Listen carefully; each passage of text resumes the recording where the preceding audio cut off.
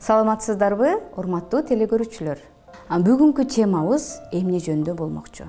Балдардын телефон оюндарына азгырылуусу деген темада сөз кылабыз. Азыркы учурда көптөгөн ата-энелер балдарыбызды кантип гаджеттен айрылтсак болот экен деген түйшүктүү суроолорду пайда кылууда.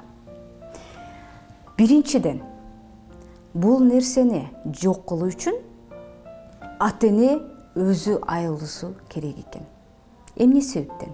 Себебинде баланын жанында эң жакын адамдары булар ата-энелер болуп эсептелет. Бул нерсени эстен чыгарбаңыздар. Бала биринчиден үлгү кылып бул ата-энени карайт. Ата-эне эмне иш жасаса, ошол нерсени бала кайталайт экен.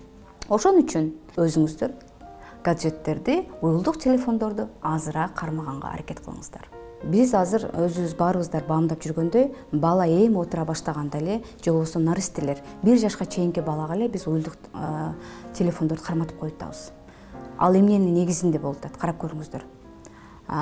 Апа, эне өзүнүн кызыкчылыгын ойлоп, кандайдыр бир иштерди бүтүрүп алыш. Ошол иштерди бүтүрүп алуу аралыкта балага телефонду берип коюп, эптеп өзүнүн кызыкчылыгын ойлоо. Көрдүңүздөрбү? Бул эң туура эмес. Себебинде балага уюлдук телефонду 2 жаштан кийин бериш керек. Көрдүңүздөрбү? Кандай катачылыктар жасап жатасыздар. Андан кийин 2 жаштан бергенде дагы ал жерде кандайдыр бир үнөмдөө, кандайдыр бир убакыт талап кылынат. 2 жаштан кийин 1 саатка чейин гана балага берүү. Анда дагы жөн эле берип карматып койбой, бала менен эне жакын отуруп, балага туура келген, баланын ой жүгүртүүсүн өстүргөн нерселерди көрсөтүү. Себебинде өзүңүздөргө белгилүү болгондой, бала 1 жаштан баштап эмне кылат? Айлана чөйрө менен таанышып, дүйнө таануусу болот. Ошонун негизинде балага туура нерселерди көрсөтүү. Балага уюлдук телефонду азыраак берүүнүн бир ыкмасы баланы бош койбош керек. Мисалы, сабактан келгенден кийин кандайдыр бир курстарга катыштырыңыздар. Өзү кызыккан. Бизде мисалы ата-энелер дагы бир туура эмес жактарды жазышат да, эгерде бала математиканы билбей калса, же болбосо грамматикадан, же болбосо бир англис тилинен жакшы билбей калса, именно ошол нерсеге балага басым жасайбыз. Жок, андай эмес. Бул нерсе туура эмес. Бала эмнеге кызыгат? Ошол нерсеге көңүл буруңуздар. Бул нерсени айтканымдын себеби, бала кызыккан нерсеге курстарга берсеңиздер, бала ошол нерсе менен алектенет дагы, телефон менен чектөөлөр болот өзүнөн өзү. Сиз айтышыңыздар мүмкүн. Кантип мен колунан алып, жулуп алып, бербей коем депчи? Жок, андай кылбаңыздар. Бул чектөөлөрдү акырындык менен киргизиңиздер. Бала эмне себептен ал телефондук уюлда көпкө чейин отуруп калып атат? Себебинде балада бош убакыт көп. Балага таасир берүүчү биз ата-эне болобуз. Биринчиден, биз өзүбүз телефонго чектөө киргизип туруп, андан кийин баладан эмне кылышыбыз керек экен?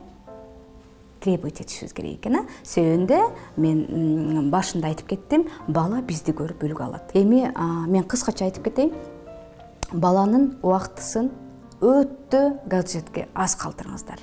Анан мүмкүн болушунча интернетти жок, клавишасы менен гана иштей турган телефондорду пайдалантуу балага.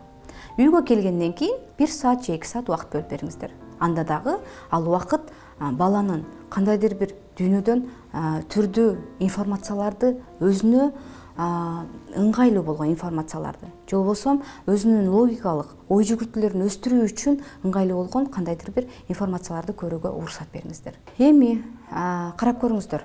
Бул телефон оюндарынын баланын психикасына жана психологиясына, андан сырткары физиологиясына дагы зыян келтирилиши мүмкүн. Ден соолугуна. Ал баланын психикасынын бузулушуна жана стресске алып келет. Баланы агрессивдүү кылышы мүмкүн. Бала сиздерди укпай калышы мүмкүн. Ал себебинде ал оюнду өнөкөт катары пайдалана баштайт. Ата-энелер, сиздерди дагы түшүнөм. Телефонду бербегенге деле аябай багындай аракет кылып жатсаңыздар керек. Бирок ал нерсе бир эле күндө болбойт. Ошондуктан баланын өсүп келеткан баланы башынан тарбиялаңыздар.